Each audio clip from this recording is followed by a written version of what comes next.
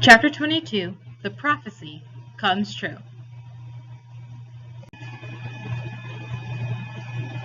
We were the first heroes to return alive to Half-Blood Hill since Luke, so of course everybody treated us as if we won some reality TV contest. According to camp tradition, we wore laurel wreaths to a big feast prepared in our honor, then led a procession down to the bonfire where we got to burn the burial shrouds our cabin had made for us in our absence. Annabeth's shroud was so beautiful. Gray silk with embroidered owls. I told her it seemed a shame not to bury her in it. She punched me and told me to shut up. Being the son of Poseidon, I didn't have any cabin mates, so the Ares cabin had volunteered to make my shroud. They'd taken an old bedsheet and painted a smiley face with X'd out eyes around the border, and the word loser painted really big in the middle. It was fun to burn. As Apollo's cabin led the sing-along and passed out s'mores, I was surrounded by my old Hermes cabin mates. Annabeth's friends from Athena and Grover Sator's buddies, who were admiring the brand new searcher's license he had received from the Council of Cloven Elders. The council had called Grover's performance on the quest brave to the point of indigestion, horns and whiskers above everything we had seen in the past. The only ones not in a party mood were Clarice and her cabin mates, whose poisonous looks told me they'd never forgive me for disgracing their dad. That was okay with me. Even Dionysus's welcome home speech wasn't enough to dampen my spirits. Yes, so the little brat didn't get himself killed, and now he'll have an even bigger head. Well, huzzah for that. And other announcements, there will be no canoe races this Saturday. I moved back into cabin 3, but it didn't feel so lonely anymore. I had my friends to train with during the day. At night, I lay awake and listened to the sea, knowing my father was out there. Maybe he wasn't quite sure about me yet, maybe he hadn't even wanted me born, but he was watching. And so far, he was proud of what I'd done. As for my mother, she had a chance at a new life. Her letter arrived a week after I got back to camp. She told me Gabe had left mysteriously, disappeared off the face of the planet, in fact. She reported him missing to the police, but she had a funny feeling they would never find him. On a completely unrelated subject, she sold her first life-size concrete sculpture entitled The Poker Player to a collector through an art gallery in Soho. She'd gotten so much money for it, she put a deposit down on a new apartment and made a payment on her first semester's tuition at NYU. The Soho Gallery was clamoring for more of her work, which they called a huge step forward in super ugly neo-realism. But don't worry, my mom wrote, I'm done with sculpture. I've disposed of what box of tools you left me. It's time to turn to writing. At the bottom, she wrote a P.S. Percy, I found a good private school here in the city. I put a deposit down to hold you a spot in case you want to enroll for 7th grade. You could live at home, but if you want to go year-round at Half-Blood Hill, I'll understand. I folded the note carefully and set it on my bedside table. Every night before I went to sleep, I read it again and tried to decide how to answer her. Please stop and consider question number 6. On the 4th of July, the whole camp gathered at the beach for a fireworks display by Cabin 9. Being Hephaestus's kids, they weren't going to settle for a few lame red, white, and blue explosions. They anchored a barge offshore and loaded it with rockets the size of Patriot missiles. According to Annabeth, who'd seen the show before, the blasts would be sequenced so tightly they'd look like frames of an animation across the sky. The finale was supposed to be a couple of 100-foot-tall Spartan warriors who would crackle to life above the ocean, fight a battle, then explode into a million colors. As Annabeth and I were spreading a picnic blanket, Grover showed up to tell us goodbye.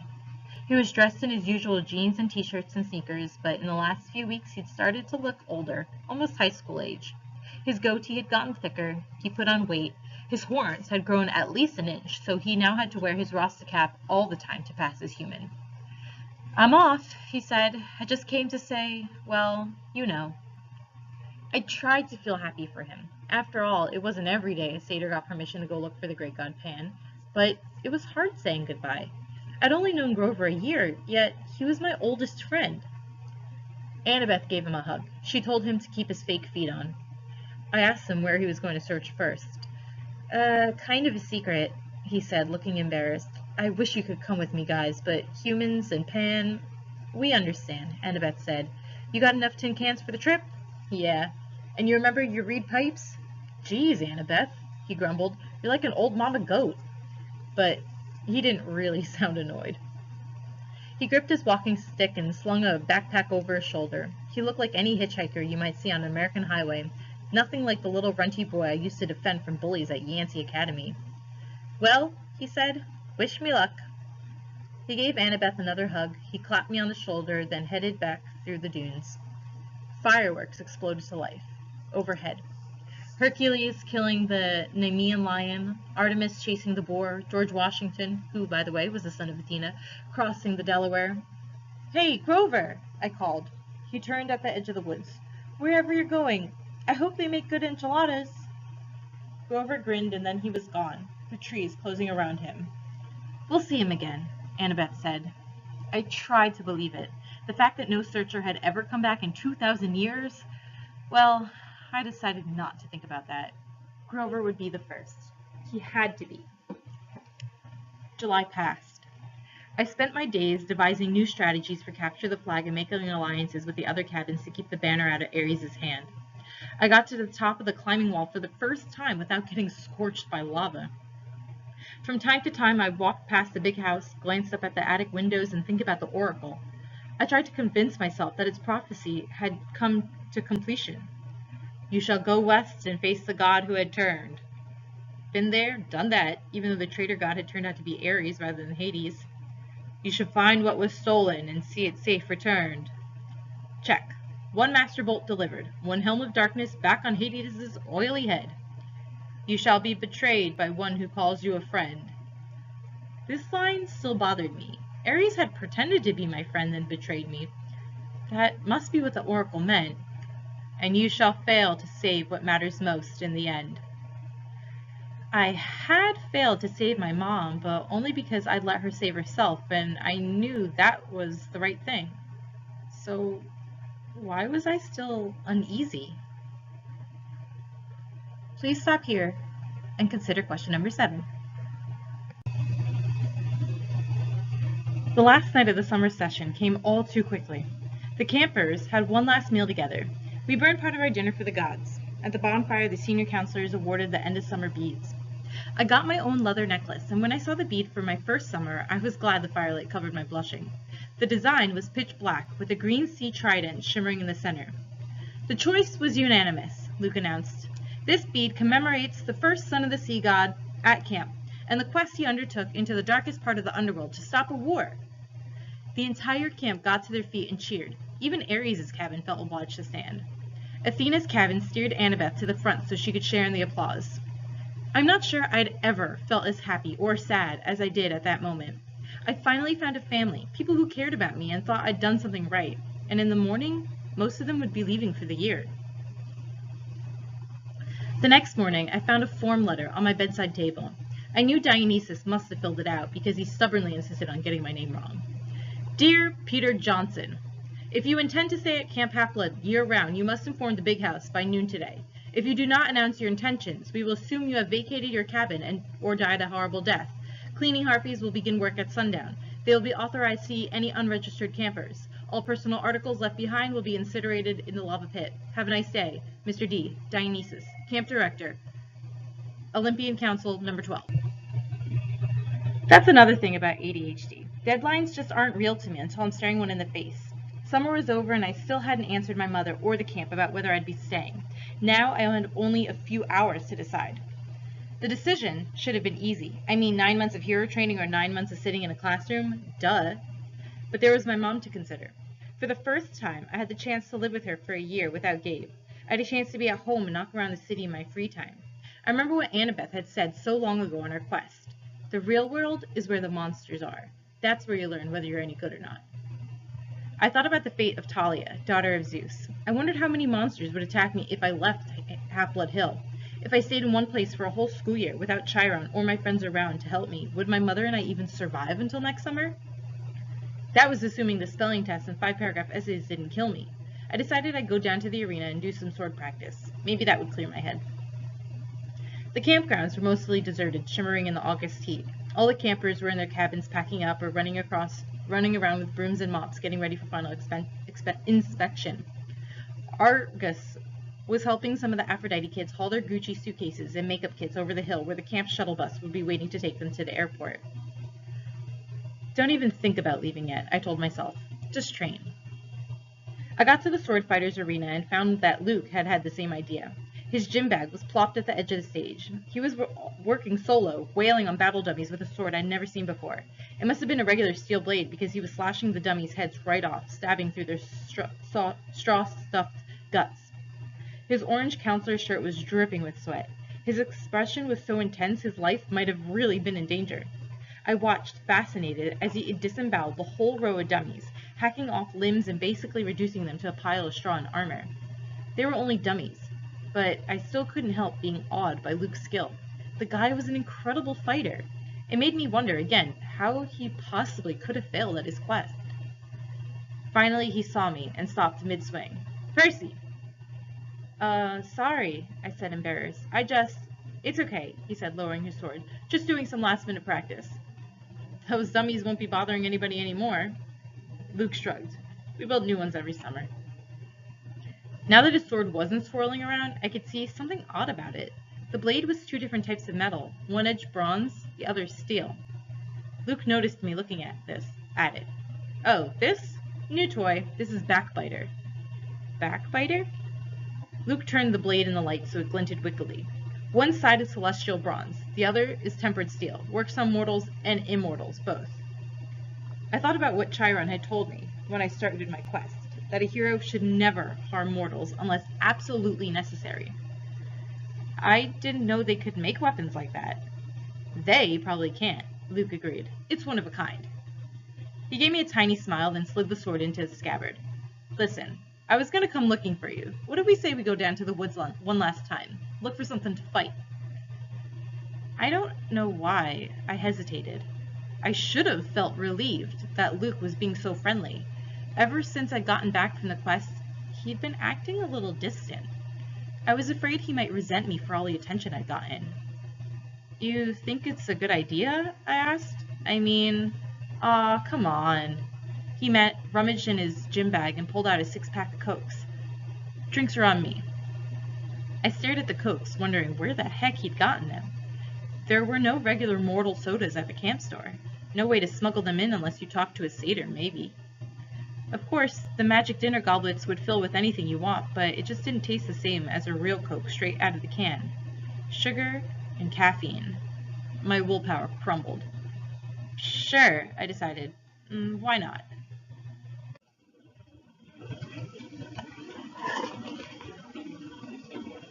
We walked down to the woods and kicked around for some kind of monster to fight, but it was too hot. All the monsters with any sense must have taken the siestas in their nice cool caves. We found a shady spot by the creek where I'd broken Clarissa's spear during my first capture the flag game. We sat on a big rock, drank our Cokes, and watched the sunlight in the woods. After a while, Luke said, "You miss being on a quest? With monsters attacking me every 3 feet? Are you kidding?" Luke raised an eyebrow. "Yeah, I miss it," I admitted. "You?" A shadow passed over his face. I was used to hearing from the girls how good-looking Luke was, but at the moment he looked weary, angry, and not at all handsome. His blonde hair was gray in the sunlight. The scar on his face looked deeper than usual. I could imagine him as an old man. "I've lived at Half-Blood Hill year-round since I was 14, he told me. "Ever since Talia, well, you know. I trained and I trained and I trained. I never got to be the normal teenager out there in the real world. Then they threw me one quest, and when I came back, it was like, okay, ride's over, have a nice life." He crumpled his Coke can and threw it into the creek, which really shocked me. One of the first things you learn at Camp Half-Blood is don't litter. You'll hear it from the nymphs and the naiads. They'll get even. You'll crawl into bed one night and find your sheets filled with centipedes and mud. "The heck with the laurel wreaths," Luke said. "I'm not going to end up like those dusty trophies in the big house attic." "You make it sound like you're leaving." Luke gave me a twisted smile. "Oh, I'm leaving all right, Percy. I brought you down here to say goodbye." He snapped his fingers. A small fire burned in the hole in the ground at my feet. Out crawled something glistening black about the size of my hand. A scorpion. I started to go for my pen. "I wouldn't," Luke cautioned. "Pit scorpions can jump up to 15 feet. Its stinger can pierce right through your clothes. You'll be dead in 60 seconds. Luke. What? Then it hit me. You will be betrayed by one who calls you a friend. You, I said. He stood calmly and brushed off his jeans. The scorpion paid him no attention. It kept its beady black eyes on me, clamping its pincers as it crawled onto my shoe. I saw a lot out there in the world, Percy, Luke said. Didn't you feel it? The darkness gathering, the monsters growing stronger. Didn't you realize how useless it all is? All the heroics, being pawns of the gods? They should have been overthrown thousands of years ago. But they hung on, thanks to us half-bloods. I couldn't believe this was happening. Luke, you're talking about our parents, I said. He laughed. That's supposed to make me love them? Their precious Western civilization is a disease, Percy. It's killing the world. The only way to stop it is to burn it to the ground. Start over with something more honest. You're as crazy as Ares. His eyes flared. Ares is a fool. He never realized the true master he was serving. If I had time, Percy, I could explain, but I'm afraid you won't live that long. The scorpion crawled onto my pant leg. There had to be a way out of this. I needed time to think. Kronos, I said. That's who you serve. The air got colder. You should be careful with names, Luke warned. Kronos got you to steal the Master Bolt and the helm. He spoke to you in your dreams. Luke's eye twitched. He spoke to you too, Percy. You should have listened. He's brainwashing you, Luke. You're wrong. He showed me that my talents are being wasted. You know what my quest was 2 years ago, Percy? My father Hermes wanted me to steal a golden apple from the garden of Hesperides and return it to Olympus. After all the training I'd done, that was the best he could think of? That's not an easy quest, I said. Hercules did it. Exactly, Luke said. Where's the glory in repeating what others have done? All the gods know how to do is replay their past. My heart isn't in it. The dragon in the garden gave me this. He pointed angrily at his scar. And when I came back, all I got was pity. I wanted to pull Olympus down stone by stone right then, but I bided my time. I began to dream of Kronos. He convinced me to steal something worthwhile, something no hero had ever had the courage to take. When we went to that winter solstice field trip, while the other campers were asleep, I snuck into the throne room and took Zeus's master bolt right from the chair. Hades' helm of darkness, too. You wouldn't believe how easy it was. The Olympians are so arrogant. They never dreamed someone would dare steal from them. The security is horrible. I was halfway across New Jersey before I heard the storms rumbling and I knew they'd discovered my theft. The scorpion was sitting on my knee now, staring at me with its glimmering eyes. I tried to keep my voice level. So, why didn't you bring the items to Kronos? Luke's smile wavered. I got overconfident. Zeus sent out his sons and daughters to find the stolen bolt. Artemis, Apollo, my father Hermes. But it was Ares who caught me. I could have beaten him, but I wasn't careful enough. He disarmed me, took the items of power, threatened to return them to Olympus, and burned me alive. Then Kronos' voice came to me and told me what to say. I put the idea in Ares' head about a great war between the gods. I said all he had to do was hide the items away for a while and watch the others fight.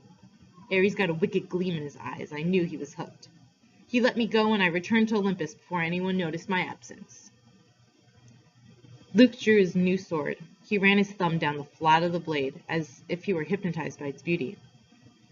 Afterward, the Lord of the Titans, he punished me with nightmares. I swore not to fail again.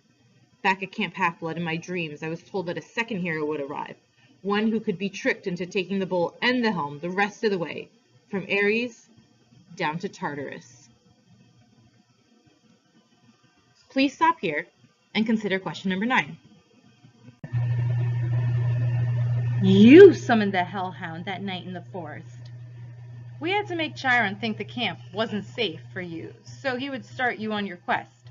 We had to confirm his fears that Hades was after you, and it worked. The flying shoes were cursed, I said. They were supposed to drag me and the backpack into Tartarus. And they would have if you had been wearing them, but you gave them to the satyr, which wasn't part of the plan. Grover messes up everything he touches. He even confused the curse. Luke looked down at the scorpion, which was now sitting on my thigh. You should have died in Tartarus, Percy. But don't worry. I'll leave you with my little friend to set things right. Talia gave her life to save you, I said, gritting my teeth. And this is how you repay her? Don't speak of Talia! He shouted. The gods let her die. That's one of the many things they will pay for. You're being used, Luke. You and Ares both. Don't listen to Kronos. I've been used? Luke's voice turned shrill. Look at yourself. What has your dad ever done for you? Kronos will rise. You've only delayed his plans. He will cast the Olympians into Tartarus and drive humanity back to their caves, all except the strongest, the one who serve him. Call off the bug, I said. If you're so strong, fight me yourself. Luke smiled. Nice try, Percy, but I'm not Ares. You can't bait me. My lord is waiting, and he's got plenty of quests for me to undertake. Luke! Goodbye, Percy. There's a new golden age coming. You won't be part of it. He slashed his sword in an arc and disappeared in a ripple of darkness. The scorpion lunged. I swatted away with my hand and uncapped my sword. The thing jumped at me, and I cut it in half midair. I was about to congratulate myself until I looked down at my hand. My palm had a huge red welt, oozing and smoking with yellow guck. The thing had gotten me after all. My ears pounded. My vision went foggy. The water, I thought, it healed me before. I stumbled to the creek and submerged my hand, but nothing seemed to happen. The poison was too strong. My vision was getting dark. I could barely stand up. 60 seconds, Luke had told me. I had to get back to camp. If I collapsed out here, my body would be dinner for a monster. Nobody would ever know what had happened. My legs felt like lead. My forehead was burning. I stumbled toward the camp, and the nymphs stirred from their trees. Help, I croaked. Please. Two of them took my arms, pulling me along. I remember making it to the clearing, a counselor shouting for help, a centaur blowing into a conch horn. Then, everything went black. Please stop here and consider question number 10. I woke with a drinking straw in my mouth. I was sipping something that tasted like liquid chocolate chip cookies. Nectar. I opened my eyes. I was propped up in bed in the sick room of the big house, my right hand bandaged like a club. Argus stood guard in the corner. Annabeth sat next to me, holding my nectar glass and dabbing a washcloth on my forehead. Here we are again, I said. You idiot, Annabeth said, which was how I knew she was overjoyed to see me conscious. You were green and turning gray when we found you. If it weren't for Chiron's healing... Now, Chiron's voice said, Percy's constitution deserves some of the credit. He was sitting near the foot of my bed in human form, which was why I hadn't noticed him yet. His lower half was magically compacted into the wheelchair, his upper half dressed in a coat and tie. He smiled, but his face looked weary and pale, the way it did when he'd been up all night grading Latin papers. How are you feeling? He asked. Like my insides had been frozen, then microwaved. Apt, considering that was a pit scorpion venom. Now, you must tell me, if you can, exactly what happened. Between sips of nectar, I told him the story. The room was quiet for a long time. I can't believe that Luke... Annabeth's voice faltered. Her expression turned angry and sad. Yes, I can believe it. Maybe the gods cursed him. May the gods curse him. He was never the same after his quest. This must be reported to Olympus, Chiron murmured. I will go at once. Luke is out there right now, I said. I have to go after him. Chiron shook his head. No, Percy. The gods won't even talk about Kronos, I snapped. Zeus declared the matter closed. Percy, I know this is hard, but you must not rush out for vengeance. You aren't ready. I didn't like it, but part of me suspected Chiron was right. One look at my hand, and I knew I wasn't going to be sword fighting anytime soon. Chiron, your prophecy from the oracle. It was about Kronos, wasn't it? Was I in it? And Annabeth? Chiron glanced nervously at the ceiling. Percy, it isn't my place. You've been ordered not to talk to me about it, haven't you? His eyes were sympathetic but sad. You will be a great hero, child. I will do my best to prepare you. But if I'm right about the path ahead of you... Thunder boomed overhead, rattling the windows. All right, Chiron shouted. Fine. He sighed in frustration. The gods have their reasons, Percy. Knowing too much of your future is never a good thing. We can't just sit back and do nothing, I said. We will not sit back, Chiron promised. But you must be careful. Kronos wants you to come unraveled. He wants your life disrupted, your thoughts clouded with fear and anger. Do not give him what he wants. Train patiently, your time will come. Assuming that I live that long. Tryon put his hand on my ankle. You have to trust me, Percy. You will live. But first, you must decide your path for the coming year. I cannot tell you the right choice. I got the feeling that he had a very definite opinion, and it was taking all his willpower not to advise me. But you must decide whether to stay at Camp Half-Blood year-round or return to the mortal world for 7th grade and be a summer camper. Think on that. When I get back from Olympus, you must tell me your decision. I wanted to protest. I wanted to ask him more questions, but his expression told me there could be no more discussion. He had said as much as he could. I'll be back as soon as I can, Tryon promised. Argus will watch over you. He glanced at Annabeth. Oh, and my dear, whenever you're ready, they're here. Who's here? I asked. Nobody answered. Tryon rolled himself out of the room. I heard the wheels of his chair clunk carefully down the front steps, 2 at a time. Annabeth studied the ice in my drink. What's wrong? I asked her. Nothing. She sat the glass on the table. I just took your advice about something. You, need anything? Yeah, help me up. I want to go outside. Percy, that isn't a good idea. I slid my legs out of bed. Annabeth caught me before I could crumple to the floor. A wave of nausea rolled over me. Annabeth said, I told you. I'm fine, I insisted. I didn't want to lie in bed like an invalid while Luke was out there planning to destroy the Western world. I managed to step forward, then another, still leaning heavily on Annabeth. Argus followed us outside, but he kept his distance.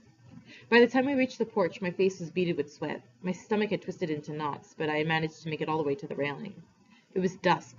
The camp looked completely deserted. The cabins were dark and the volleyball pit silent. No canoes cut the surface of the lake.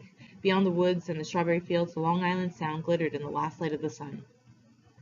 What are you going to do? Annabeth asked me. I don't know. I told her I got the feeling Tryon wanted me to stay year-round, to put in more individual training time, but I wasn't sure that's what I wanted. I admitted I felt bad about leaving her alone, though with only Clarice for company. Annabeth pursed her lips and said quietly, I'm going home for the year, Percy. I stared at her. You mean to your dad's? She pointed toward the crest of Half-Blood Hill. Next to Talia's pine tree at the very edge of the camp's magical boundaries, a family stood silhouetted. 2 little children, a woman, and a tall man with blonde hair. They seemed to be waiting. The man was holding a backpack that looked like the one Annabeth had gotten from Waterland in Denver. I wrote him a letter when we got back, Annabeth said, just like you suggested. I told him I was sorry. I'd come home for the school year if he still wanted me. He wrote back immediately. We decided we'd give it another try. That took guts. She pursed her lips. You won't try anything stupid during the school year, will you? At least not without sending me an iris message? I managed to smile. I won't go looking for trouble. I usually don't have to. When I get back next summer, she said, we'll hunt down Luke. We'll ask for a quest, but if we don't get approval, we'll sneak off and do it anyway. Agreed? Sounds like a plan worthy of Athena. She held out her hand. I shook it. Take care, seaweed brain, Annabeth told me. Keep your eyes open. You too, wise girl. I watched her walk up the hill and join her family. She gave her father an awkward hug and looked back at the valley one last time. She touched Talia's pine tree, then allowed herself to be led over the crest and into the mortal world. For the first time at camp, I felt truly alone. I looked at the Long Island Sound and I remembered my father saying, the sea does not like to be restrained. I made my decision. I wondered if Poseidon were watching. Would he approve of my choice? I'll be back next summer, I promised him. I'll survive until then. After all, I am your son. I asked Argus to take me down to cabin 3 so I could pack my bags for home. Please stop here and consider question 11.